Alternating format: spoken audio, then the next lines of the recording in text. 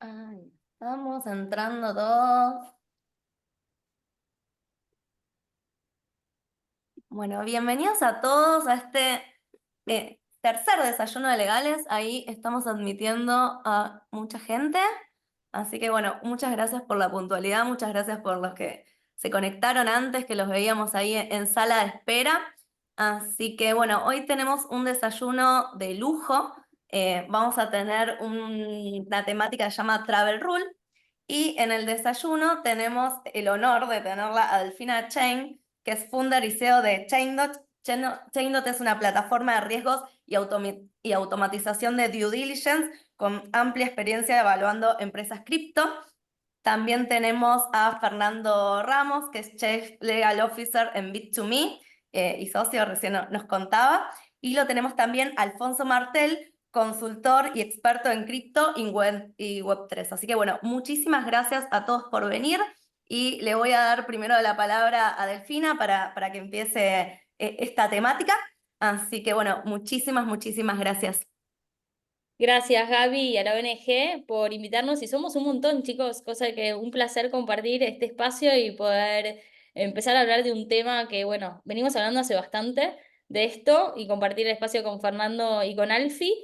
Le dije a los chicos que me van a interrumpir, que sea informal, descontracturado. Nosotros vamos a dejar un espacio al final para preguntas, pero sabemos que a veces está bueno, nada, mandar por escrita las preguntas para que no queden en el tintero. Siéntanse libres de ir mandando preguntas, todo, no sé, ahí Alfie o Fer, si yo no las veo y las pueden ir viendo, nada, las podemos abordar entre los tres para que no sea tan monólogo y sea más un desayuno a modo diálogo. ¿Les va?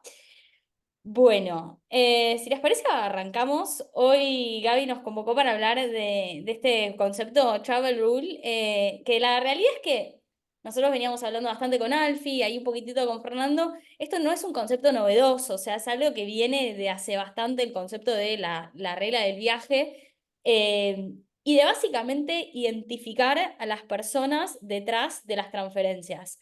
¿De a dónde surge todo esto? Bueno, la recomendación acá, no sé bien los perfiles que hay, pero somos un montón. Viene esto del GAFI, para los que no saben, el Grupo de Acción Financiera Internacional, que básicamente trabaja en todo lo que son los lineamientos para prevenir situaciones de lavado de dinero, financiamiento del terrorismo, y que básicamente construye estas guías que nos orientan en torno a cuáles son las mejores prácticas en la industria, no solo de los activos virtuales, pero en general en materia de lavado y financiamiento del terrorismo. El Gafi hace mucho que viene hablando de todo esto de lo que es la regla de viaje, no solo en el mundo de los activos virtuales. Hoy nosotros estamos acá para hablar de la Travel Rule en el mundo de los activos virtuales, pero es súper importante que no nos olvidemos de a dónde viene esto y cómo se implementó en otro tipo de industrias más tradicionales, porque si bien hay diferencias y las vamos a ir contando a lo largo de todo este súper desayuno, hay muchas similitudes y el origen es importante de identificar. Básicamente, entre todas las recomendaciones que hace el Grupo de Acción Internacional, está la recomendación 16, que hace referencia a todo lo que son la regla de viaje en las transferencias electrónicas, que parece importante, porque después vamos a hablar de lo que es la recomendación 15 y cómo aplica al mundo de los activos virtuales, pero partimos de la 16. ¿Qué dice la recomendación 16? Básicamente lo que exige o lo que le requiere a las instituciones financieras es que los países tienen que asegurar que sus instituciones financieras monitoreen las transferencias electrónicas justamente con el propósito de poder identificar quiénes son los beneficiarios, los originantes de esas transferencias electrónicas y quiénes están detrás de estas operaciones. Con Alfie veníamos hablando mucho de esto y cuál es el sentido, por qué es tan importante identificar a las personas detrás de estas transferencias, porque está íntimamente relacionado con el concepto de sanciones. Para los que están en este desayuno y no están tan familiarizados con el tema de lo que es el concepto de sanciones, bueno, básicamente nosotros como responsables de prevención de lavado de activos y financiamiento del terrorismo y todos los que están y tienen un rol importante en instituciones financieras o en cualquier actor de la industria, es muy pero muy importante que nosotros podamos identificar tanto a personas, organizaciones, países que están en estas listas para poder evitar, básicamente, facilitar todo lo que es el financiamiento del terrorismo, el lavado de dinero, etc. Entonces, esto está muy vinculado a poder identificar a los beneficiarios para justamente evitar que se den operaciones y transferencias con este tipo de actores que están en las sanciones. Y acá esto también es súper importante, que en el mundo cripto muchas veces decimos que es más complejo de aplicar este tipo de controles, pero también y tocando, y los chicos van a hablar más de las tecnologías que ustedes pueden utilizar si es que llega a haber acá oficiales de cumplimiento de empresas cripto, etcétera. Lo importante que es contar con las tecnologías para poder implementar el Travel Rule. Muchas veces decimos que es más complejo en el mundo cripto, pero la realidad es que por las características intrínsecas de esta industria, a veces la tecnología nos permite hacer cosas que en otras industrias no. Y eso también es súper importante de tener en cuenta. Pero volviendo a la recomendación 16, básicamente, como parte de la exigencia que se les exige a los países para que le exijan a sus instituciones financieras, es que las instituciones financieras tomen estas medidas para poder congelar y prohibir la realización de estas transacciones con tanto personas y entidades designadas según las obligaciones, idem todo lo que es el mundo de las sanciones. Esto es en el mundo tradicional, ¿está bien? Instituciones financieras tradicionales. Ahora, básicamente, nosotros sabemos que el mundo de los activos virtuales está creciendo, que cada vez más el mundo tiende a una adopción y a que se les exija a los proveedores de servicios de activos virtuales controles muy, pero muy parecidos a los que se les exigen a las instituciones financieras tradicionales. Porque el mundo está yendo a esto, ¿no? A que los proveedores de servicios de activos virtuales sean sujetos obligados en materia de prevención del lavado de activos y financiamiento del terrorismo. Dicho esto, es lógico que muchos de los controles que partían de industrias más tradicionales se empiecen a implementar en esta nueva industria. Voy admitiendo gente que veo que está en lista de espera. Como esto que estamos diciendo, así como a las empresas de activos virtuales se les exige contar con manuales, un programa de prevención del lavado de activos, un programa de prevención de financiamiento del terrorismo, contar con oficiales de cumplimiento, contar con sistemas de alertas, de monitoreo, contar con, bueno, estar registrados, básicamente pasar a ser sujetos obligados en varios países, que también esto es recomendación del Gafi. Entre todas estas exigencias se suma esto de básicamente cumplir con el concepto de la Travel Rule, que en el mundo cripto, y please Alfie, Fer, si me quieren interrumpiendo, me pueden interrumpir, es como, a ver, por cómo arranca y los orígenes del mundo cripto, es bastante, por así decirlo, novedoso en el sentido de que cuando nosotros arrancamos con el mundo cripto, básicamente parte de la esencia del mundo cripto es que ocurran transacciones sin tener el dato necesariamente del nombre, el apellido del originante o el del beneficiario. O sea, parte de la gracia de los que arrancaron con todo esto era mantener cierto anonimato, esto de poder controlar las operaciones, pero desde el punto de vista de las direcciones de las transferencias, etc. Y acá se suma algo muy de otras industrias a una industria que desde sus orígenes quería ser distinta. ¿Cómo aplica la regla de viaje? A través de la nota interpretativa de la recomendación 15, en donde básicamente lo que dice el Gafi es que le establece que los países deben aplicar esta recomendación 16, que es la que se la aplica a las instituciones financieras tradicionales, a las transferencias con activos virtuales y a los proveedores de servicios de activos virtuales. Entonces, de golpe, el Gafi lo que está diciendo, no de golpe, porque esto lo vienen diciendo hace un montón, pero básicamente lo que se viene a plantear es, ok, una industria que originariamente tenía determinadas características diferentes a la industria financiera tradicional, se le empiezan a exigir este tipo de controles que que la van asemejando cada vez más a la industria financiera tradicional. Claro, ¿Cuáles? yo por apuntar un poco, Sí, por apuntar un poco, decir, re.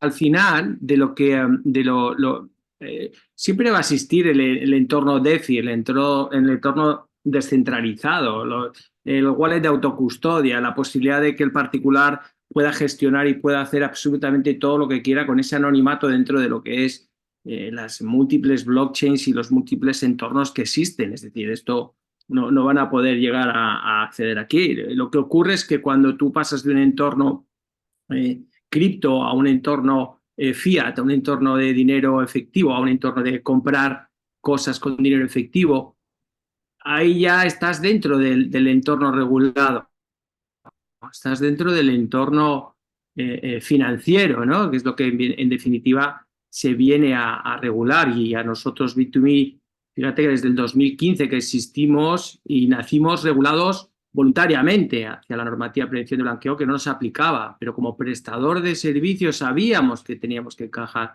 con lo cual no quiere decir que el entorno DeFi desaparezca o que vayamos a tener ahora que identificar, no, no, no, no.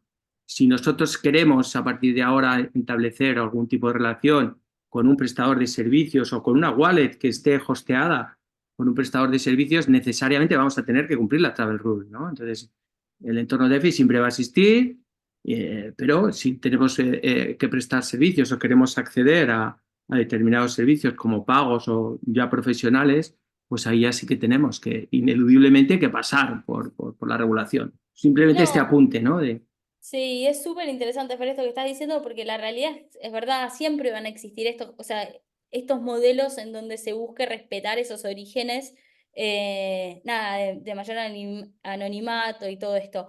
Pero también lo que nos estamos dando cuenta que a nivel negocio se abren un montón de oportunidades, y acá también tocando no solo la parte más técnicamente regulatoria, pero se abren un montón de oportunidades y de que cada vez más para llegar a públicos masivos tocamos en la industria financiera tradicional.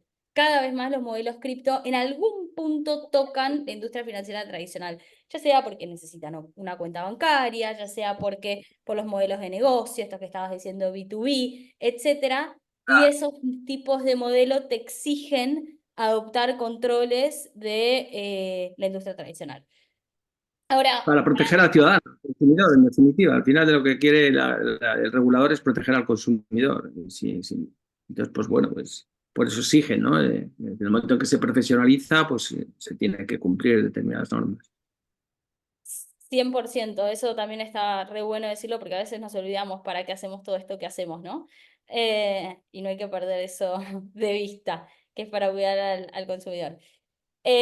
No, bueno, y evitar todo este tipo de operaciones. Ahora, ¿cuáles son los requisitos? Volviendo a la recomendación, así después ya le dejo el espacio a los demás. Es básicamente los requisitos de la recomendación 16 que aplican a los proveedores de servicios de activos virtuales siempre que que transacciones con moneda fiduciaria o en activos virtuales impliquen, ya sea una transferencia electrónica tradicional, una transferencia de un activo virtual entre un proveedor de servicios de activos virtuales y otra entidad obligada, que era un poco lo que estaba contando Fer, o una transferencia de activos virtuales entre un VASP y una entidad no obligada. Y esto también es importante, hay ciertas recomendaciones específicas, para esto que estaba contando Fer, de transferencias que involucren billeteras no alojadas. O sea, eso también se empieza a plantear en el Travel Rule y ahí Alfie va a poder contar, bancame un segundito, después los distintos controles que sugiere la Travel Rule para estos casos en donde se involucren billeteras no alojadas. Ahora, ¿qué es lo que en una operación, y a mí me gusta ir acá a la parte más gráfica, que me parece que está el owner, el autor, para que no haya robo intelectual de la imagen, pero qué es lo que se les está exigiendo qué es lo que está exigiendo básicamente la Travel Rule a los distintos participantes de las operaciones? Esto de información tanto del originante como del beneficiario, ¿está bien? El originante es el que solicita la operación y el beneficiario es quien recibe. No solo información del originante y del beneficiario, sino también que se haga cierta debida diligencia sobre los proveedores de servicios de activos involucrados en esa transacción, ¿está bien? ¿Por qué? Y esto es súper importante y toca un poco hasta todo lo que es el mundo de la seguridad de la información. Porque acá, de golpe, institución A, institución B, VASP 1, VASP 2, empiezan a compartir datos, o sea, no sé si datos de los usuarios, ¿está bien? Entonces, hay ciertos requisitos de seguridad porque empiezan a compartir información importante. Entonces, una exchange o un VASP que le va a compartir datos a otro VASP tiene que cerciorarse que le está mandando esa información a un VASP y no a una tercera parte que no es un VASP y que no le compete acceder a esa información. Esto es súper importante y cada vez vamos a ver más de estos casos, ¿no? Ahora, para describirlo gráficamente, que me parece más claro de ver cómo funciona el proceso, Alex es un usuario de una VASP, básicamente le quiere mandar activos a Becky. Básicamente el VASP1 tiene que verificar la información de Alex, recolectar el nombre de Becky, saber, ok, a quién le va a mandar esto, el beneficiario, hacer el screening de Becky, saber que Becky no está en una lista de sanciones, hacer un due diligence de VASP2. VASP2 es la institución a la cual le va a estar compartiendo los datos de Alex, entonces es importante, como esto digo, que VASP2 sea realmente una VASP2, aceptar o rechazar la transacción y transmitirles información a VASP2. ¿Qué tiene que hacer VASP2? Tiene que verificar la información de Becky, que es su cliente, tiene que recibir la información de Alex, tiene que screenear a Alex, es decir, que Alex no esté en una lista de terrorismo, hacerle el due diligence a VASP1 y aceptar o rechazar la transferencia. Entonces, si nos ponemos a empezamos a tener, la Travel Rule lo que hace es transparenta muchísimo todo el sistema y todos los actores involucrados en estas operaciones. Y ahí, Alfie, si querés ya te dejo porque no quiero usar todo su tiempo, sé que son 15 minutos y creo que ya vengo hablando 18 y te voy interrumpiendo, ¿querés? Interrumpime todo lo que quieras. Te dejo la PPT y dejo de compartir yo. No, no, déjala ahí. Dale. Bueno, Ok. ¿qué tal? Primero de todos, agradecerles a la ONG y a Gaby por invitarme. Muy contento de estar acá con Delphi, con Fernando. Y bueno, también muy contento de que un montón de gente esté curiosa de qué es Travel Rule. Que es un tema que yo siempre pensé que no era tan interesante y demás hasta que lo descubrí. Y es un temazo. O sea, Travel Rule habla de sanciones, que sanciones, como mencionaba Delphi, o sea, es un temazo. Así que bueno, yo les voy a contar un poco de lo que es self-custodial, que es probablemente uno de los mayores problemas y dificultades o desafíos que tiene la industria. Un poco qué pasó en adopción global y algunos desafíos a tener en cuenta. Así que para contarles eso y arrancar igual con lo que es self-custodial, antes quería repasar dos cositas, ¿sí? De las que mencionó Delphi, porque es importante para tenerlas en cuenta. Cuando uno habla de Travel Rule en cripto, como bien decía Delphi, tiene que ir a la recomendación 15 y el Gafi le da otro tipo de tratamiento a lo que es cripto.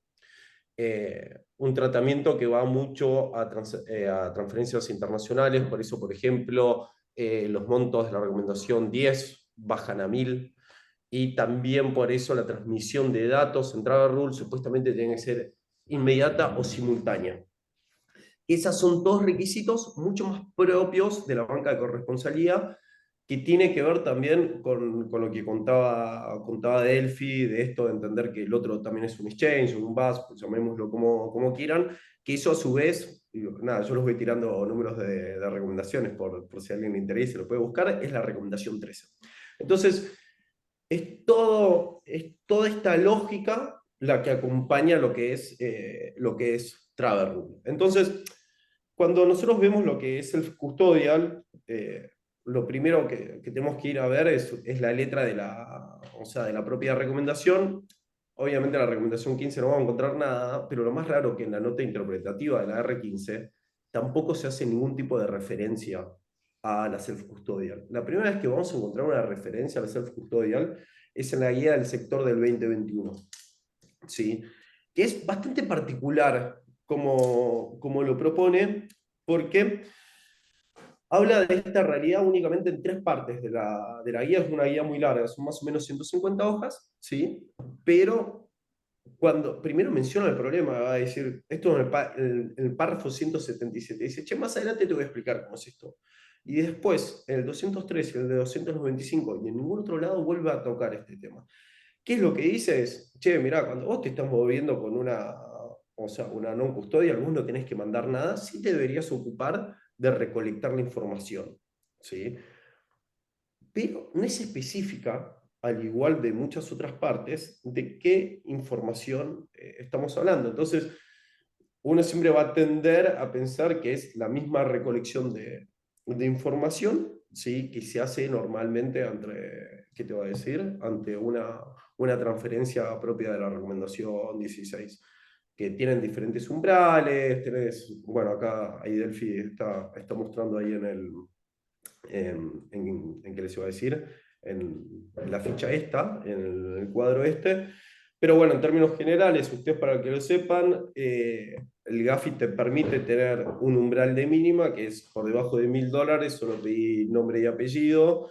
Por encima de $1000, aparte tenés que mandar un dato filiatorio más que permita hacer este confronte para evitar el falso positivo. Ahora les explico eso, que es fecha de nacimiento, DNI, ¿qué te voy a decir? Lugar de nacimiento, algún otro dato, son 4 datos en particular. Y ahí, entonces, de repente uno va viendo esto que sucede con el self-custodial y a mí, al menos a mi criterio, no queda claro del todo y entonces está bueno empezar a ver qué fueron haciendo los diferentes países con esta indefinición legal. De vuelta, o sea, esto no es una opinión absolutamente mayoritaria, pero sí cuando nos ponemos a ver las leyes de los diferentes países vamos a entender que cada país está entendiendo esto de una manera diferente. Entonces, por ejemplo, tenemos países, ¿sí?, que no está siquiera especificado qué hacer con la Travel Rule, como es el caso de Estados Unidos, o el caso de Canadá, con la Self-Custodial, perdón, en Travel Rule, como es el caso de Estados Unidos o el caso de Canadá. Tenemos países que sugieren tomar medidas basadas en riesgos, un EBR, un enfoque basado en riesgo. Entonces, básicamente es, che, te vino de hacer custodial, elegí vos qué querés hacer. Ahí, por ejemplo, tenemos a Inglaterra, tenemos a Liechtenstein, tenemos a Estonia. Tenemos países que dicen recolectar la información de tu cliente, como es el caso de Gibraltar, y tenemos países que dicen verificar, como es el caso de Alemania y Singapur. Tengan en cuenta igual, con respecto a Alemania, que ahora con las nuevas directivas de la Unión Europea todo está cambiando, ¿sí? Pero fíjense cómo para el tratamiento de la self-custodial acabamos de dar 4 tipos de escenarios diferentes. Entonces también a veces uno se pregunta, bueno, ¿y cómo hacemos para ver cuál es el escenario correcto? Para entender eso, obviamente que es sumamente dificultoso, ¿no? Pero yo creo que la pieza fundamental es ver qué estuvo pasando en la 4ª ronda de evaluación del Gafi post-2021, que es cuando sale la guía que les mencionaba anteriormente, de octubre de 2021, para ver cómo fue identificando el Gafi esto. Entonces, a mí lo que me resulta sumamente interesante es hacer un comparativo en lo que es el enfoque basado en riesgo, porque bien decía Fernando, che, este mundo sigue existiendo, entonces, o sea, ¿qué hacemos? Y tengan en cuenta, o sea, una self-custodial es lo más parecido a una transacción en efectivo que nos podría venir a la cabeza, ¿no? Entonces, es interesante tener en cuenta que, por ejemplo, las evaluaciones de Liechtenstein y Estonia, más allá que... ¿Sí, alguien habló, Gaby? Ah. Más allá de que fueron en la parte técnica, las evaluaciones tienen 2 partes. Una parte que es técnica, que es a ver cómo está tu norma, y otra parte que habla de la efectividad, che, a ver qué también se aplica a tu norma. En la parte técnica pusieron como nota parcialmente compliant, que sería de abajo para arriba la nota 3 de 4, ¿sí? Pero eso no fue eso pesado, el tema de la self-custodial, al momento de dar la nota. Por otro lado, y esto es interesante para hacer el comparativo, cuando se le hace la evaluación a Ecuador, ¿sí?, se dice, che, Ecuador no tiene nada de la recomendación 16 dentro de las cosas que tienen que hacer del sector cripto. E igualmente le puso parcialmente compliant. Entonces fíjense que tenemos 2 países, ¿sí?, donde se disponen medidas de travel rule entre exchanges y se deja que a la self-custodial se tome un enfoque basado en riesgos. O sea, che, fíjate qué onda y vos ves si le pedís, si no le pedís, qué le pedís, etc. Y le pusieron parcialmente compliant, y a Ecuador, que no tenía nada de la 16, también se le puso la misma nota. Obviamente que lo que tenemos que tener en cuenta ahí es que estamos en la 4ª ronda de evaluación y probablemente estas mismas medidas en una eventual 5ª ronda no sean evaluadas de la misma manera, porque hay una cuestión de grados y ir creciendo y demás. Pero a mí sí lo que me parece sumamente interesante tener en cuenta, y acá Inglaterra es muy buena cuando lo trabajo, ¿ah? Porque Inglaterra tiene unas guías internas que bajan tipo de su WIF a su sector, que habla justamente de este tema, es entender un poco cómo funcionan, digamos, las tecnologías de prevención. En términos generales, esto para tenerlo para tratar de decirlo de una manera sencilla y rápida, sí, los sistemas de KYT, o sea, las maquinitas con las que hacemos forense en cripto, forense de investigación de delitos, y aparte se ponen los motores de riesgo, o sea, las alertas, es básicamente un sistema de sanciones. Porque, ¿qué pasa? Funcionan sobre todo bajo una lógica de atribución, salvo algunas excepciones que van por comportamiento. ¿Qué significa? Que de repente a una wallet en particular tiene un tag que puede decir estafa, puede decir venta de pornografía infantil, puede decir terrorismo, puede decir un montón de cosas. Entonces, las lógicas que hacen a cómo se ve, o sea, cómo se controla y cómo se toman medidas en lo que es prevención de lavado, sobre todo, van muy de la mano con estas atribuciones. Y acá lo que hay que tener en cuenta, ¿sí?, es que ya hace muchos años se están empezando a sancionar directamente o a direcciones, o sea, a wallets, o a un conjunto de direcciones públicas, nada de cripto, o a entidades ya poniendo, che, esta entidad está sancionada, motivo por el cual toda dirección que está relacionada a esa entidad también entra dentro del control de sanciones. El año pasado, por ejemplo, OFAC sancionó 19 entidades relacionadas con cripto, donde ya hay direcciones cripto que están sancionadas.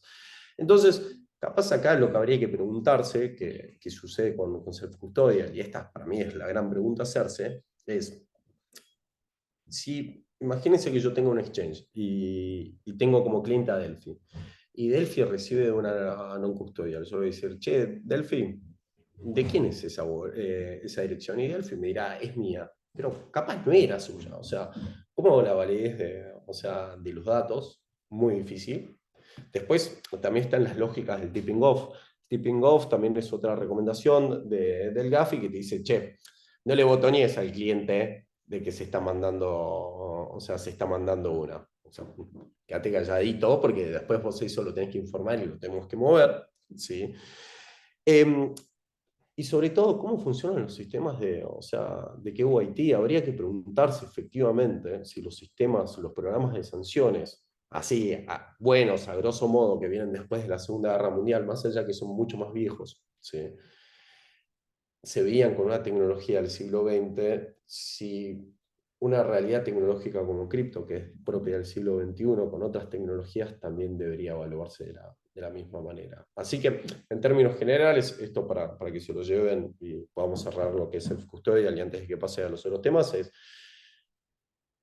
el GAFI lo que te dice en la guía es, che, tenés que recolectar la información de tu usuario. No es muy clara acerca de qué recomendación, y eso dio a que haya al menos 4 tipos de medidas o 4 tipos de posturas que han tomado diferentes países, ¿sí? Algunos que nada han dicho, otros que directamente enfoque basado en riesgos, otros que te va a hacer recolectar la información y otros que verificar la información recolectada. Fíjense, 4 modelos para una sola realidad.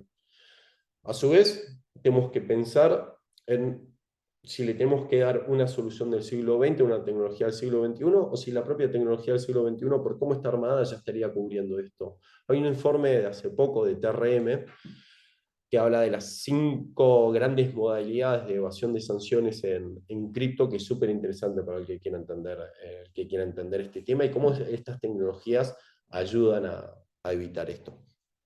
Eso con lo que es self-custodial. En lo que es adopción, justo ahora el GAFI acaba de sacar otros de sus informes de actualización de estado de lo que es la implementación de la recomendación 15 y lo que es Travel Rule en el mundo cripto. Así que les traigo un par de números que están nuevos y están buenos a verlos. Pero bueno, esto para bajarles. 2023, sí, de las 90 y son 28, ya les digo, perdón. 55 de las 90 jurisdicciones que tenían mapeadas, ¿sí? 35 ya tenían leyes que iban a Travel Rule, 27 las estaban implementando y 28 no tenían nada. Ahora 2024, un año después, tenemos 65 jurisdicciones con leyes, 15 en vías de sanción y 14 todavía con nada. Fíjense que actualmente entonces de todo lo que estuvo evaluando el GAFI y demás, tenemos un 70% de las jurisdicciones evaluadas ya tienen una ley puesta en funcionamiento, un 15% se está tratando y otro 15% todavía nada. Ahora, esto es importante y es interesante también verlo, que de esas 65 jurisdicciones que ya están cumpliendo, ese 70% que ya está cumpliendo, en verdad, sí, solo hay 17 de ellas que ya tienen reglamentaciones, tipo reglamentaciones bien bajadas, onda WIF, o están haciendo enforcement de esa realidad. Entonces tenemos un 70% que sacó una ley relacionada con Travel y cripto, ¿sí? Pero solo un 26% de ese 70% efectivamente ya sacó una reglamentación que está siendo, digamos, enforzada por el Estado. Algunos casos que están buenos tener en cuenta, que sobre todo para nosotros los que estamos acá, por ejemplo acá en Argentina, lo que es Traba Rule se pateó, o sea, para una segunda instancia, eso lo pueden ver de la propia resolución 49 de la UIF, que dice, che, lo que es Traba Rule va a salir en otra reglamentación que se va a tratar a este respecto. Perú acaba de sacar su reglamentación para el sector, para los sujetos obligados, en lo que es Travel Rule entra en implementación recién en 2 años. ¿Sí? Nada, siguieron un modelo muy clásico, muy, che, esto es lo que pide el GAFI, copy-paste.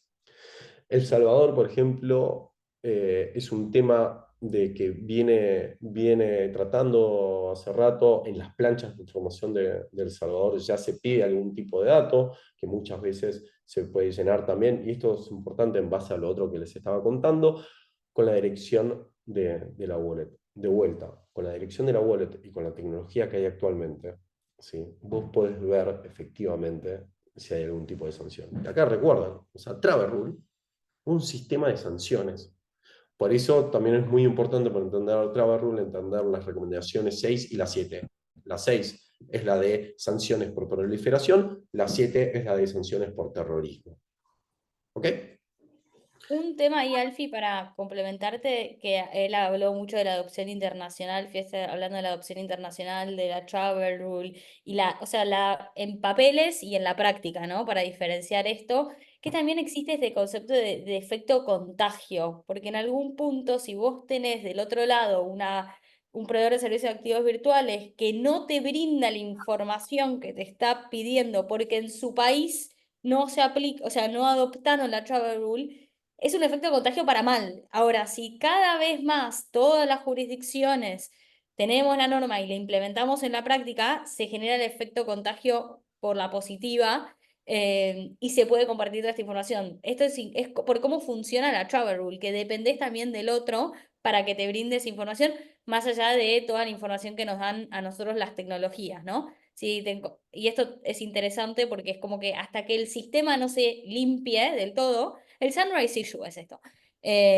No vas a tener como un sistema compliant con la Travel Rule. Por eso esto se viene debatiendo hace un montón y bueno, ¿no? Y siguen habiendo grandes cosas pendientes con Travel Rule en la práctica. Ahí, Alf, ya te dejé todo. Me parecía Está que bueno estaba lo que bueno. dice Delphi, porque esto va a una parte de lo que son los desafíos que ahí les comento súper rápido.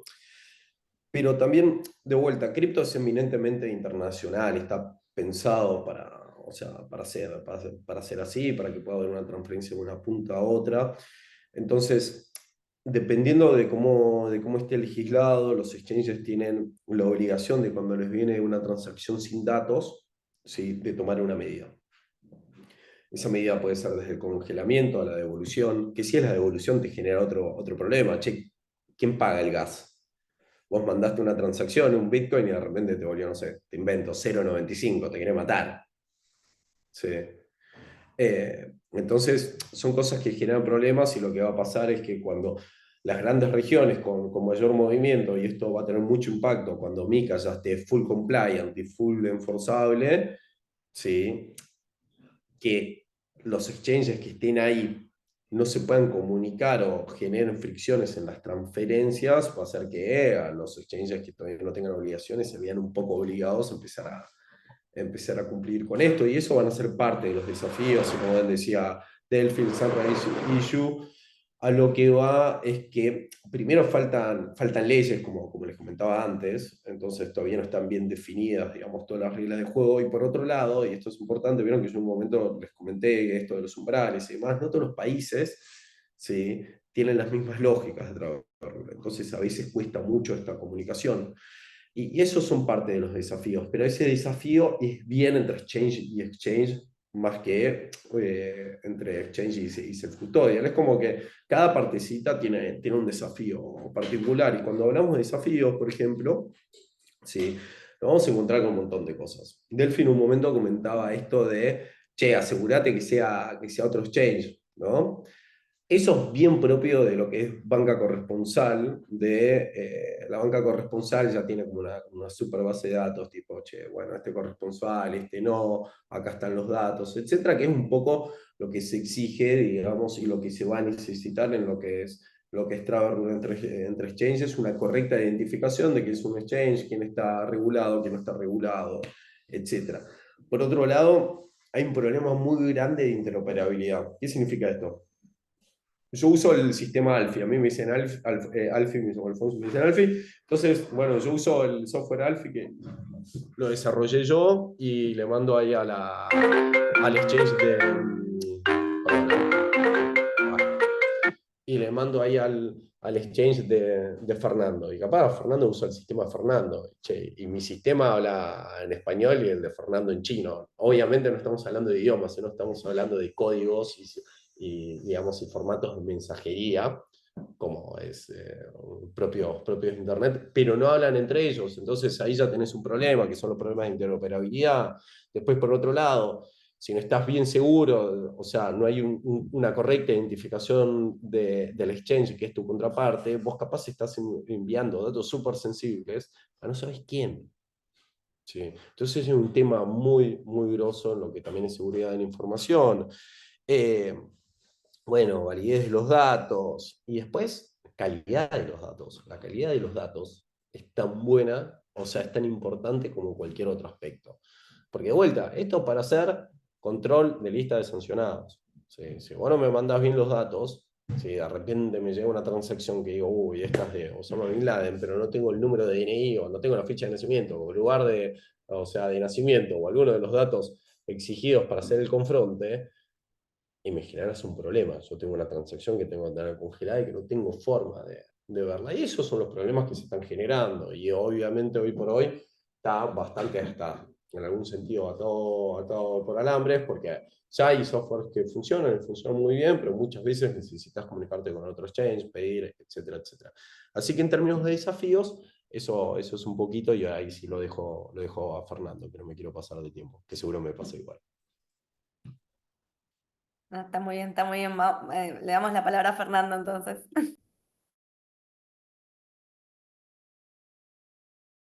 Ahora estás muteado.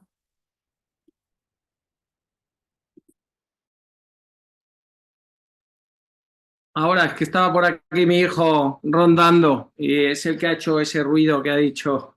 Estaba por ahí, entonces he muteado.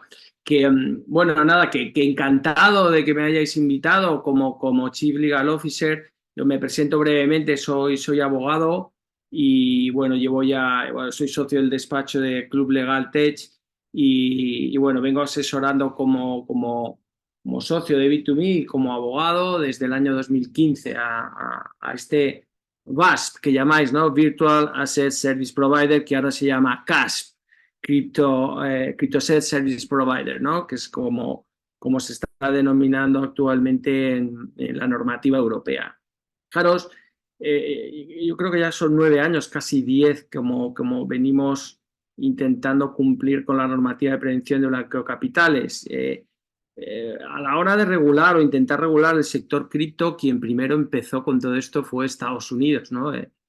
Ellos, con su ley de secreto bancario, la Bank Secrecy Act, ¿no? La BSA, y a través del FinCEN, ¿no? Que sería el Financial Crimes Enforcement Network, son los que están, de alguna manera, son los primeros en intentar proteger o intentar regular este sector tan opaco, por decirlo, ¿no? De alguna manera, ¿no? El Bitcoin y lo que es la blockchain y la capacidad de poder transmitir de un lado a otro dinero, ¿no? O lo que es transmisión de valor, ¿no?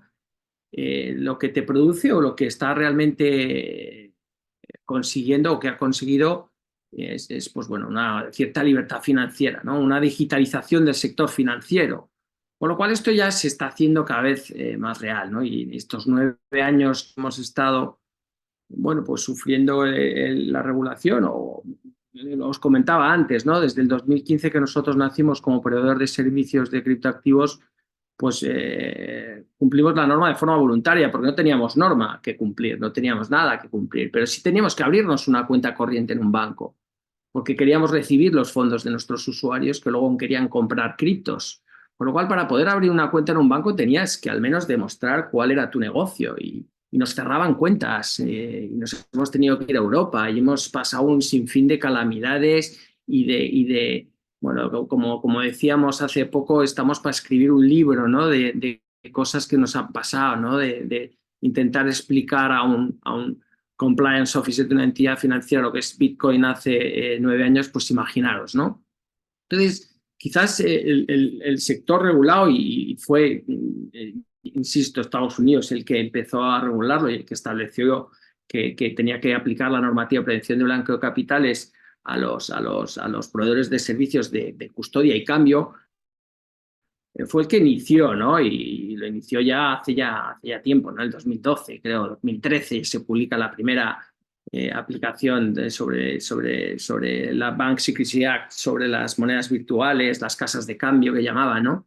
Entonces, desde entonces sí que venimos cumpliendo, ¿no? Incluso en concreto en España y en Europa, a través de esas recomendaciones que efectivamente la GAFI, la European Bank Authority, el Banco Europeo, Central Europeo, vienen diciendo que no es dinero electrónico, que no es un instrumento de pago las criptomonedas, y que por tanto no pueden acogerse a esas directivas, y por tanto hay que regular. Y es lo que ha hecho Europa. Saca MiCA, el reglamento sobre los mercados de activos, ¿vale? Y el MiCA lo que viene ahora a establecer es sujetar a autorización cualquier servicio que se preste en materia de criptomonedas, ¿no? De criptoactivos, que es separable totalmente de lo que es sector financiero, y cuando hablo de el tema de la ley de mercado de valores, servicios de inversión, que también ha llegado al sector de tokenización de activos, ¿no? Entonces, centrándonos un poco en la Travel Rule a través del reglamento que se publica en Europa, es un seguimiento bien de lo que ya venía estableciendo Europa. Es decir, al final Europa lo que dice, oye, todo aquel que haga una custodia de criptomonedas, o todo aquel que haga una custodia de criptoactivos y encima cambie y compre y venda por dinero en efectivo criptoactivos, es un sujeto obligado, con lo cual le aplica la ley de mercado de valor, digo, la ley de prevención del blanqueo de capitales, con lo cual ya tenemos que tener nuestro manual. Nosotros, insisto, en el 2015 nacemos con nuestro manual de prevención del blanqueo de capitales, y no éramos sujetos obligados por la normativa, porque todavía en España no existía esa obligación, con lo cual, pues bueno, nosotros de forma voluntaria empezamos a cumplir lo que es la normativa de prevención de blanqueo. Sin embargo, luego ya las directivas europeas de prevención de blanqueo de capitales cambiaron la norma, surgió el sujeto obligado al proveedor de servicios de cambio de cripto por fiat o de custodia de criptos, y ya afectaba a la normativa. Sin embargo, en España y en Europa, o cada país europeo lo que hizo fue regular con unas obligaciones, cada uno por su lado, como es el registro en nuestro caso en el Banco de España, que presentando un manual de prevención de blanqueos y cumpliendo la normativa, pues ya podías cumplir. Sin embargo, como sujeto obligado teníamos que identificar al cliente, como cualquier entidad financiera, ¿no? Teníamos que cumplir pues lo que habéis dicho, tener un delegado, tener identificados todas las transacciones, un informe de aproximación al riesgo, establecer herramientas. Es decir, para que os hagáis una idea, en B2Me el equipo de prevención del blanqueo de capitales es espectacular, casi está a la par con el de desarrollo, ¿no? de todo lo que tenemos que analizar y verificar de todos nuestros usuarios, ¿no? Del origen de los fondos, de dónde vienen, cómo vienen, qué umbral tienes. Es decir, como prestador de servicios somos un sujeto obligado, y como tal aplica la ley de la normativa de prevención del blanqueo de capitales, pero todavía más, ¿no? Porque tenemos que utilizar herramientas que, por ejemplo, Chain Analysis analiza si el Bitcoin está manchado o si determinadas transacciones están manchadas o si hay determinadas direcciones de wallet que vienen del pues, sector, qué sé yo, pornográfico, sector de drogas, sector que son listas, ¿no? de Bitcoins. Entonces, pues tienes que pasar una serie de procesos para verificar que todo es correcto. Y la Travel Rule, y en concreto el reglamento europeo sobre Travel Rule y las recomendaciones que está haciendo la GAFI, y que en Europa ya es reglamento y que se tiene que aplicar en el 31 de diciembre, es que va un paso más allá. Es decir, ya no solo hay que identificar a quién es el usuario, sino que es que además te tenemos que identificar a quién envías, ¿no? Que es lo que por responsabilidad bancaria, lo estaba diciendo Alfonso, ¿no? Es decir, al final tienes que identificar, cuando tú haces una operación, una transferencia bancaria, tienes que identificar a quién va. Y tienes que identificar quién es, ¿no? Entonces, pues esto es algo similar, ¿no? Es decir, al final, si tú haces un movimiento y quieres enviar un criptoactivo o una moneda virtual, criptomoneda a un tercero, pues tienes que identificarle, ¿no? Y lo que viene a decir la Travel Rule es que hay que identificarle. Entonces, ¿qué ocurre? Que si va de un proveedor de servicios a otro proveedor de servicios, como ponías en el ejemplo del FI, pues bueno, pues todos tenemos que cumplir la normativa de prevención de blanqueo de capitales, todos tenemos identificados a todos nuestros usuarios, porque así lo establece la normativa europea, al menos en Europa, ¿no? Dentro de un entorno europeo. Entonces, si yo tengo que enviar ese movimiento, esa transferencia de una wallet a otra wallet que está hospedada o que está dentro de un proveedor de servicios, pues no hay ningún problema, ¿no? Porque ambos proveedores identificaríamos o tendríamos identificado al cliente, con lo cual, en el ejemplo que muy bien has puesto del FIP, pues se identificarían bien todos. Entonces, donde realmente vienen todos estos problemas es con las unhosted wallet, ¿no? Con el autocustodia. Y es lo que, perdona que te he interrumpido, ¿no? Pero pues lo que ha sido el mercado no, lo que es la panacea del Bitcoin, ¿no? El libre, ¿no? El sujeto libre en un mundo libre, que nadie me controla, que no necesito intermediarios, que no necesito la banca, que no necesito el gobierno y que puedo vivir sin ello, ¿no? Entonces, pues bueno, todo dentro de un cierto, ¿no? O sea, al final, pues hay reglas, hay normas, hay países y desde luego, si tú quieres dedicarte profesionalmente a este mundo, pues tienes que estar identificado, ¿no? Y tienes que intentar evitar, pues lo que está hablando, ¿no? El blanqueo, ¿no? Y entonces, todas estas normas, ¿a qué van? Primero, a proteger al consumidor. Si estamos poniendo toda esta información es para que evitarte. Nosotros tenemos cantidad de estafas, no os podéis ni imaginar la de casos de estafas. Tenemos un equipo de 3-4 personas dedicadas a identificar estafas piramidales de compra, vende, envía. Entonces, simplemente con ese hecho de poder identificar, oye, ¿a dónde estás enviando este dinero? ¿No te das cuenta que es una estafa, que te están estafando y que te están metiendo en una maquinaria de hacerte pensar que vas a ganar muchísimo dinero y es mentira, te estás... Entonces, ya solo ese hecho de identificar quién está al otro lado, a nosotros nos facilitaría muchísimo la vida de consumidores, que no os podéis imaginar que le decimos, por favor, no envíe el dinero, no, que sí, que me han dicho, que no sé qué, y bueno, pues grabe usted y lo hace bajo su consentimiento, y si ya son casos flagrantes, evidentemente le decimos que no lo enviamos allí, pues porque ya nos lo ha dicho la policía y ya se ha detectado estas direcciones. Entonces, al final es una protección al consumidor, pero evidentemente también lo que no puedes hacer partícipe al proveedor de servicios de custodia o de cambio de criptomonedas es al envío hacia un entorno delincuente, ¿no? Y entonces, oye, ¿dónde estás enviando? Identifícame quién está al otro lado, sobre todo de un unhosted, ¿no? De un wallet de autocustodia. Entonces tú, pues como bien decía Alfonso, puedes decir que es fulanito menganito, pero necesitamos herramientas para ver que al menos esa dirección pues no sea, ¿no?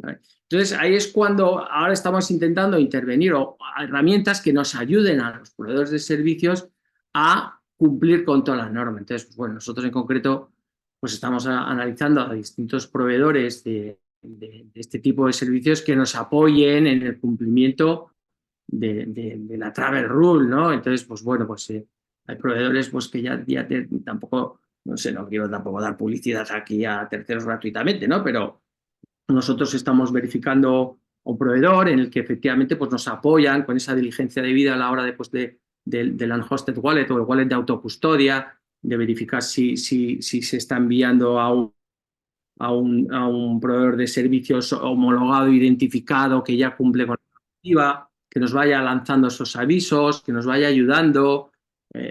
en fin, con esas herramientas de apoyo para poder ir analizando o controlando a qué tipo de transacciones que a lo mejor pues ya no están identificadas y podrían suponer un problema o un incumplimiento de la Travel Rule europea, ¿no? Del reglamento. Entonces, nosotros en concreto tenemos a notabene.id, que es este proveedor que probablemente escojamos y que nos ayude en el cumplimiento de esta normativa de la Travel Rule, que en definitiva, insisto, es identificar quién está al otro lado, ¿no? Es decir, al final, nosotros actualmente o desde Bit2Me puedes hacer un envío a direcciones de correo, vamos, de correo, de wallets, de las miles de criptomonedas, no de todas, pero de todas las criptomonedas que tenemos, puedes hacer ese envío. Pues ahora hay que identificar quién y a dónde lo envías. Y si es un proveedor de servicios pues autorizado o con MiCA o con normas o con que ya esté identificado, pues no habría ningún problema. Pero si no lo es, pues podríamos tener problemas a la hora de poder autorizar ese tipo de movimientos. Dicho esto, ¿qué es lo que... Y adelante, Delphi. Porque uno de los chicos preguntó, y justo estás tocando este tema y hablaste de Nota Bene, y me parece que así no quedan algunas preguntas, que uno de los, Mariano creo que preguntaba esto, ¿cómo una wallet puede cumplir con la Travel Rule en estas transacciones P2P que hablábamos, viste, de la inmediatez, ¿no? Cuando la misma se ejecuta casi de manera inmediata y no se permite hacer el due diligence de la contraparte. Acá entiendo, Mariano, que estás preguntando por la compañía, o sea, por la VASP del otro lado, etcétera. Y vos hablaste estabas hablando de una tecnología en particular, pero vos con tu experiencia práctica de haberlo implementado y de trabajar básicamente con distintas, o haber estudiado distintas compañías que hacen esto, ¿cómo haces cuando justamente no puedes recibir todo el due diligence de la contraparte VASP y la operación ya pasó porque es casi inmediata, ¿no? Porque ya hay tecnologías que tienen este tema cubierto. Si querés compartir un Claro, poco tu experiencia. nosotros en definitiva no podríamos hacer ese tipo de transacción a 31 de diciembre, ojo. Es decir, al final tenemos que adecuar, eso es una problemática muy importante la que tenemos, ¿no? En el sentido de que no podemos autorizar ese tipo de transacciones que por otro lado tampoco queremos, ¿vale? Es decir, al final nosotros queremos a los buenos, y yo siempre lo he dicho, nosotros desde que nacemos cumpliendo y garantizando normativa de prevención de blanqueo de capitales, es que lo que queremos es lanzar un mensaje al sector y decir, señores, nosotros aquí solo pueden entrar los buenos. Si alguien quiere delinquir, si alguien no quiere pagar impuestos, si alguien quiere enviar fondos a terroristas o enviar dinero a terceros de forma ilícita, este no es el lugar. Bit2Me es un proveedor que desde su P2P nacimiento cumple. P2P. Pero un peer-to-peer, cuando hablamos de peer-to-peer, es wallet a wallet, y eso no vamos a poder cumplir. Yo es lo que he dicho antes, es decir, la norma siempre va a entrar aquel que presta el servicio de cambio de custodia. Si yo tengo a un usuario que está haciendo, o yo le estoy haciendo su custodia de sus criptos y él quiere sacarlas, tiene que identificarme si es un hosted wallet, quién es y a quién va. Y dentro de la información que me va a dar el usuario, yo me tengo que fiar, que es lo que decía antes Alfonso, ¿no? Pero también voy a utilizar unas herramientas adicionales por si acaso me está mintiendo. Me está diciendo que va a una wallet que es suya, pero no es suya, ¿vale? En cualquier caso, y ya queda ese registro de lo que está diciendo el usuario. El usuario me está diciendo que es su wallet, con lo cual si luego esa wallet tiene un problema o tiene algún tema que se ha venido o se destapa o nos piden direcciones de determinadas transacciones la policía, la Interpol, etcétera, aparecería este señor, ¿no? Como el implicado en esa trama o en esa historia, ¿no? Con lo cual, insisto, siempre y cuando, si son peer-to-peer, estamos hablando de lo que hemos dicho en un entorno DeFi que ahí no aplica, ¿no? La Travel Rule, porque estás utilizando movimientos particulares. Es lo que decía Alfonso, que es el cash, ¿no? O sea, tú estás pagando en cash y nadie está diciendo a quién le has dado este dinero o pagado este dinero, ¿no? Otra cosa es que se regule como en España, que no puedes pagar en efectivo más de 3.000 euros, ¿no? Pero eso es distinto, ¿no? Entonces, aquí lo que en definitiva se viene a decir, si queréis jugar, si el entorno cripto quiere entrar dentro del sistema, tiene que cumplir el sistema. Y como sujeto obligado tiene que cumplir el sistema. Y si una transferencia bancaria tiene que cumplir con esto, pues hay que cumplirlo.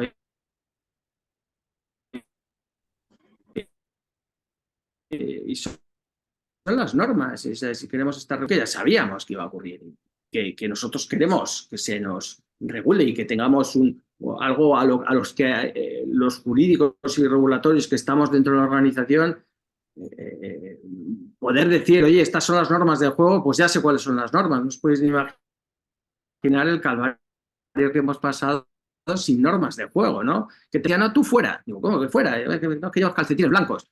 Coño, y de la noche a la mañana me tiras. Y, claro, no hay regulación, no sabe qué. Entonces, pues, por defecto te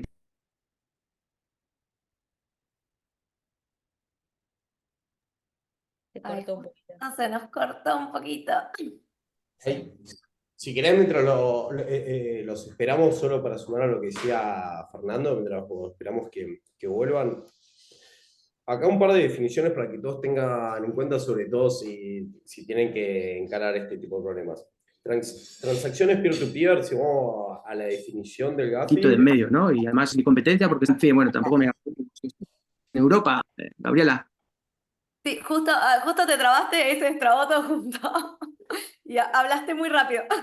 Ay, lo volvimos a perder, me parece. Ay, lo volvimos a perder. Creo que. Porque me parece que se está conectando desde el celular. Ahí le decimos a Alfie si querés, que creo que ibas a ir a tocar ese tema. Vale, sí, no, yo ahí para ayudar a traer claridad. Cuando el Gafi clasifica peer-to-peer, está hablando de self-custodial a self-custodial, ¿sí? Sin VASP en el medio. Cuando es con Hosted y VASP, chicos, piensen en los 4 formatos que tomaron los diferentes países. Después, cada país en base a cuál será la incidencia de cripto en su país, es decir, cuál es la vulnerabilidad que implica en términos de una evaluación nacional de riesgos y cuál es la amenaza que implica, tomará diferentes medidas de cómo lo quiere llevar adelante. Y después, cuando es entre exchanges, las mismas reglamentaciones van a decir, cuando esto te venga sin información, tenés que hacer A, B, C o D. Y eso va a ser las propias reglamentaciones. Ejemplo, Inglaterra, si es una transferencia entre exchanges y no se manda la info, te la congelan y te la devuelven. Primero te van a mandar un mail y te van a decir, che, nene, mándame la info. Y si no la mandaste, la van a devolver. Después se pelearán a ver quién paga el gas fee. Después aprovecho para matar algunas preguntas.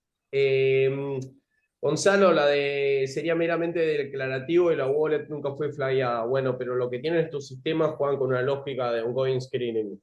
¿Qué te quiero decir con esto? Si en 2 meses la wallet es flyada, como que era la de Osama Bin Laden, te vas a enterar. Entonces, ex post, podés tomar algún tipo de acción, lo que no sucedería en el mundo del efectivo. En términos de tecnología de prevención es muy superadora. Después había otra. Ahí volvió Fernando, lo tenemos de vuelta. Sí, perdonar, que no me ha debido fallar aquí la tecnología. Lo siento. Pasa. Vale, no, nada. Simplemente confirmaros un poco eso, ¿no?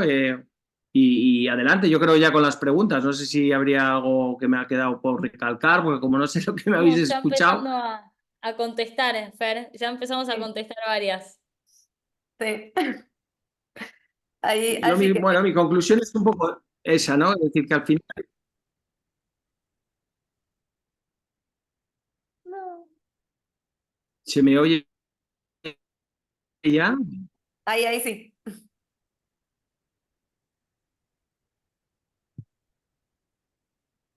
A ver. Vale. Pues nada, adelante ya, seguir, por favor, Gabriela, seguir. No, ahí te habías trabado de vuelta, pero creo que ahora volviste, a ver. Vale, sí, no. Bueno, ya nada, un poco por rematar, que para mí la conclusión de la Travel Rule y del reglamento es cumplimiento de normativa de prevención de blanqueo en su máximo exponente, ¿no? Y al final si aplica a entidades financieras, también va a aplicar al sector cripto. Por tanto, hay que identificar al destinatario del envío o de la transferencia como cualquier otra operación bancaria. Y en el caso de la peculiaridad de las unhosted wallets o autocustodia, pues esa información hay que ponerla y de manifiesto, identificar a dónde va y quién va y bueno, y esperar a que lo que esté declarando el usuario pues sea válido, ¿no?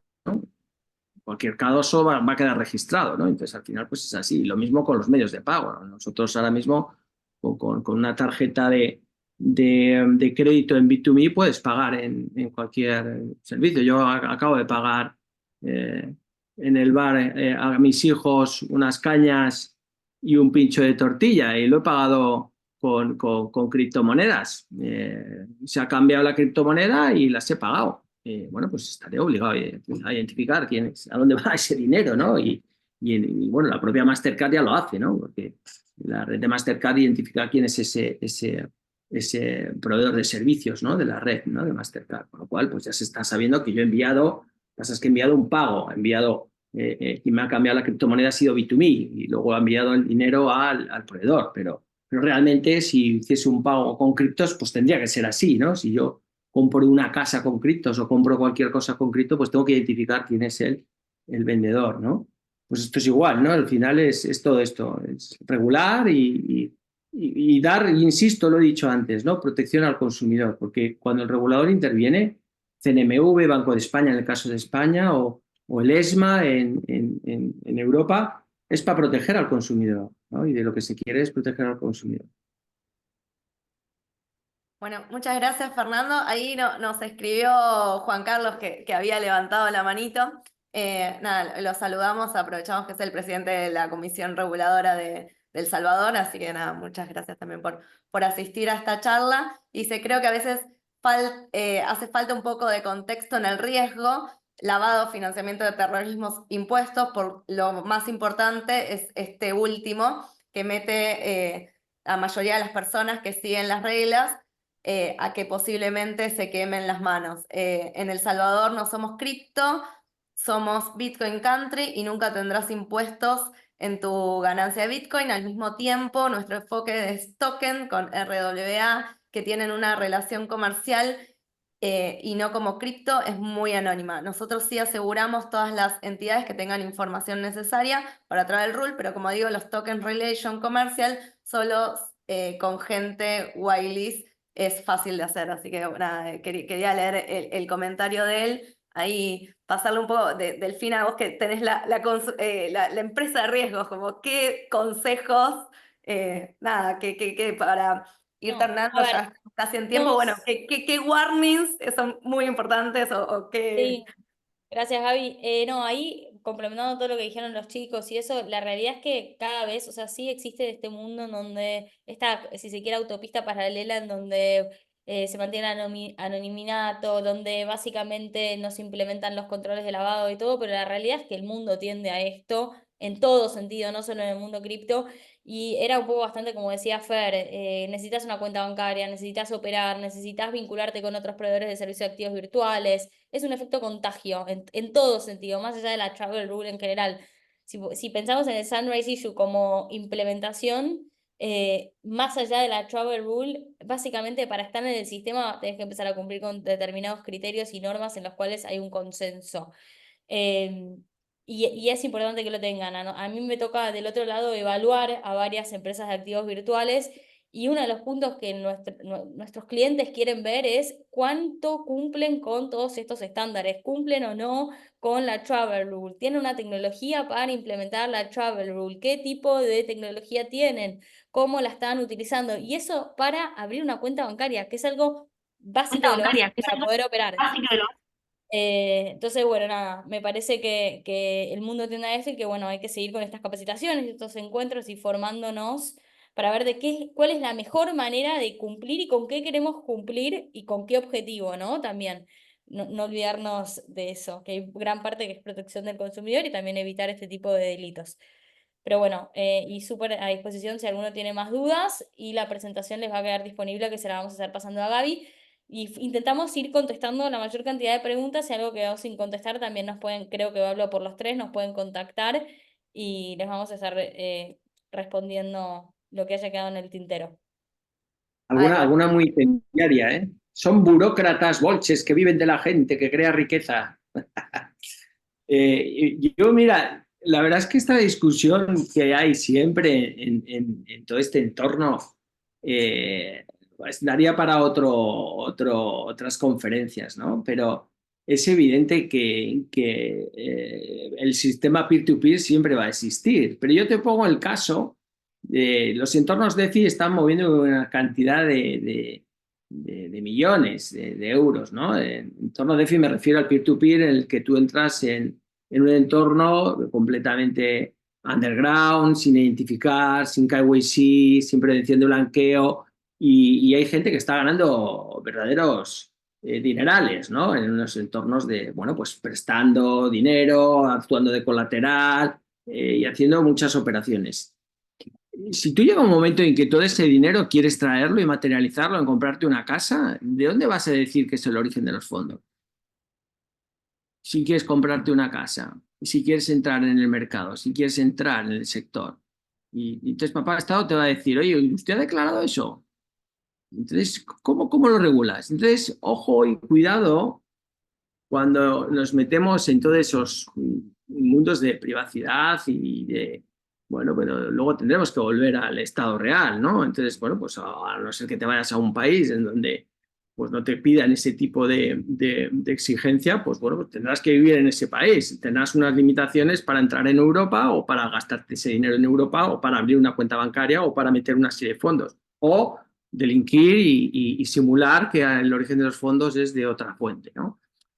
Si queremos jugar, tenemos que regularlo. Y si queremos regularlo, pues no queda más remedio. Entonces, pues sí, evidentemente que hay normas que se establecen, aunque algunos piensen que es una excusa del consumidor.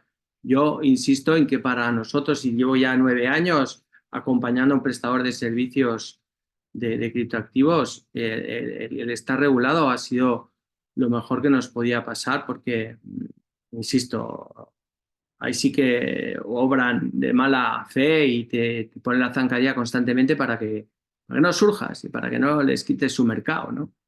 Que es el sector financiero, ¿no? Sí, Gaby, perdón, antes de que termines, hay una pregunta muy técnica y muy buena de Sí, Gonzalo, que dice, dale. por ejemplo, ¿podría pedir los datos a que le envía sin verificarlo, como menciona la nota de la R16, y de qué forma yo lo estaría cumpliendo? Cuando la nota interpretativa de la 16 habla de eso, está hablando de lo que se conocen como transacciones electrónicas internas. Sí, que es una medida que te permite el envío hasta 3 días ex post o únicamente a pedido y sin necesidad de verificación, porque es bajo un mundo de sujetos obligados. No todas las reglas que van de la recomendación 10 a la 22, Gonzalo, aplican para cripto. Es más, en la 15 te dice cuáles aplican y no aplican. Esa puntualmente no aplica, por lo cual a la pregunta de, ¿podría pedir los datos de a quién lo envía sin verificarlo? De esa forma yo estaría cumpliendo o no. Técnicamente, si es entre exchanges, no estás cumpliendo, estás en incumplimiento. Porque esa excepción es para el sistema bancario, para transferencias electrónicas y solo para internas. Pero es muy buena la pregunta. Es Ahí súper buena. preguntaron también que dice, entiendo que esto va a cambiar que con la implementación de la ISO 222. Va, 200, Que 20.000 en realidad. la de los tipo los modelos de comunicación y demás, no, esto va a cambiar. Ahora el GAFI está revisando si cambia la recomendación 16. Ahora, en este momento, eso está sucediendo. Travel Rule va a cambiar con eso. Lo otro, lo que te va a hacer es te va a estandarizar cómo nos tenemos que comunicar. Así que bueno. ¿Y algún consejo que quieras dejar? No, nada en particular. Esto únicamente para que quede claro. Claro, Travel Rule es por un tema de sanciones de terrorismo, proliferación, chicos, no. Y más allá de que uno pueda coincidir o no y con sus objetivos, ningún exchange y ninguna persona, me imagino, tiene muchas ganas de repente darse cuenta que su contraparte estuvo metido en un delito grave de verdad, tipo muy grave de verdad, más allá de cuál sea su alineación política, además. Nada, eso como un comentario ahí al pasar. Sí, un poco la idea de esta charla era dar luz sobre esta temática que a veces se habla poco, y eso, y saber cuáles son, ¿no? A qué riesgos nos enfrentamos, y que de última, si uno decide tener ese apetito, por lo menos saber qué está pasando, ¿no? Por detrás. bueno, nosotros tenemos la clínica de orientación legal inicial para víctimas de estafa y estos que fueron comentando ustedes de entro a Ponzi o de repente me veo envuelto en alguna operación ilícita por hacer un piar dos pelas, la realidad es que llegan esas consultas, así que nada, como por lo Claro, menos... fíjate, perdona que te interrumpa, Gaby. No, Fíjate, un entorno de DeFi en el que las ganancias, bueno, si tú tienes un patrimonio importante en criptos, puedes jugar muy bien con ellas, pero tienes que tener un conocimiento tecnológico muy, muy, muy avanzado para poder dejar tus criptomonedas consiguiéndote rewards, consiguiéndote rentabilizándolas, ¿no? Es decir, y lo puedes hacer, ¿vale? Pero ¿qué ocurre? Que de la misma manera que tú estás en un entorno desprotegido, también te pueden estafar. Y cuando te estafen, ¿a quién vas a llamar? A la puerta, no, oye, al Estado, oye, policía, que me han... Pero bueno, si es que te estás metiendo en un entorno en el que no hay regulación, pues es normal, ¿no? Que luego no te puedan ayudar o que no te puedan... No, es que he perdido $500,000. Y bueno, es que usted estaba jugando $500,000 en un entorno completamente descentralizado y sin una identificación de la contraparte.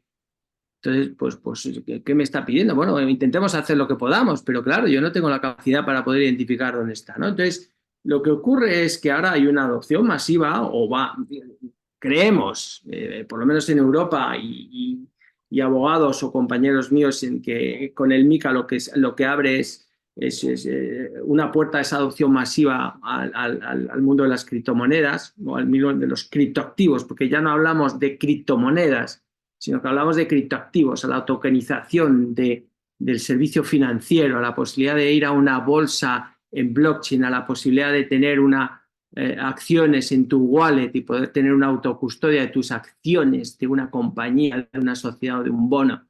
¿Vale? Eso está ocurriendo ya y eso en Europa existe ya. Nosotros en septiembre vamos a lanzar la primera emisión de security tokens en una bolsa a través de Bit2Me, en un entorno de prueba, sandbox, pero lo vamos a hacer. Entonces, ¿qué duda cabe de que si estamos ya empleando esta tecnología tan maravillosa que es la tecnología blockchain y esa adopción masiva, que habrá que proteger a aquellos que no son tan avezados, no son tan inteligentes o no tienen una experiencia tan grande, ¿no? Porque si no van a caer en lo que estábamos diciendo, ¿no? De vuestra clínica, que vamos a tener muchos casos porque no hay regulación, porque no están sentados en los que les están tomando el pelo. Entonces, es así la avaricia del hombre, ¿no? Ve a su vecino que está ganando muchísimo dinero porque le ha comentado, le ha dicho que no sé qué, no sé cuántos, y entonces a la que ve la mínima que le hacen un anuncio y le ponen todo maravilloso que va a ganar muchísimo dinero, pues ya la han estafado. Y ahí es donde interviene el Estado, y es por lo que interviene el Estado. Cuando vaya a haber esa adopción masiva, se está preparando para que efectivamente todos aquellos no caigan en esas estafas, no caigan ante esa delincuencia que existe actualmente y que está manchando, desde mi punto de vista, todo el sector, porque todo el mundo pues, no se atreve. Que sepáis que aquí en España, si queremos hacer una publicidad, la Comisión Nacional del Mercado de Valores nos obliga a poner un texto, las criptomonedas las puedes perder y un mensaje que dices, no me meto ahí ni loco, ¿vale? Entonces, bueno, pues esto es producto de algo que todavía no está asentado fuertemente con la regulación. Yo entiendo desde mi punto de vista, y es mi opinión, ¿vale? Que si queremos una ampliación y una aplicación profesional a la industria, tenemos que pasar por la regulación. Y es algo imparable, o sea, es algo que ya está aquí, o sea, es algo que no, es que el Bitcoin es que no, es imparable. Ya no puedes poner puertas al campo, no puedes, industria financiera, parar esta tecnología y ya ha venido aquí para quedarse y dentro de unos años vamos a tener absolutamente todo tokenizado y vamos a tener nuestras wallets, nuestros monederos y nuestros móviles como herramienta para poder transmitir valor de todo tipo, no solo de criptomonedas, sino de criptoactivos, ¿vale? Y tener esa transmisión de valor y esa propiedad representada en un token, ¿no? En una ficha que llaman en Europa, ¿no? Y esto es así y tenemos que pasar por la normativa de prevención de blanqueo de capitales, identificar de quién es, por qué es y cómo está y poder tirar del hilo y saber que es cierto y que es correcto y tendrás que pagar tus impuestos pues como todo ciudadano que tiene que pagar sus impuestos, claro. Bueno, Otra cosa es que el país donde los pagues no te guste hacerlo, ¿no? Para eso está mi ley que lo está cambiando todo, ¿no? Ay, qué polémica ahí. Bueno, nada, en honor al tiempo los voy a liberar. Muchísimas gracias a los tres por venir. La verdad fue un placer el panel. De hecho, hemos tenido un montón de participantes hasta el final, así que muchísimas gracias. Los que quieran la presentación pueden escribir a legales@bitcoinargentina y se las comparto. Así que muchas gracias, Delphi, que la armó y la verdad, excelente material. Para los que quieran, en la semana que viene, el 14, vamos a tener otro desayuno también a las 11 y vamos a hablar del blanqueo, de la posibilidad de blanqueo cripto y también un poco de esto que ahora podemos integrar sociedades también con criptoactivos. Así que nada, más que invitados, seguramente en breve estaremos compartiendo el flyer. Y bueno, eso, de vuelta, muchas gracias a Alfie, muchas gracias a Fernando y muchas gracias a Alfina. Y bueno, nos vemos en breve. Así que no sé si alguno quiere decir algo más, les dejo el micrófono abierto. Gracias, Em, Gaby. pero bueno, Para nosotros muchísimas nomás. gracias por venir a los tres. Y nos vemos Que en las tengan todos próximas. un buen día. Chao, hasta Gracias. luego.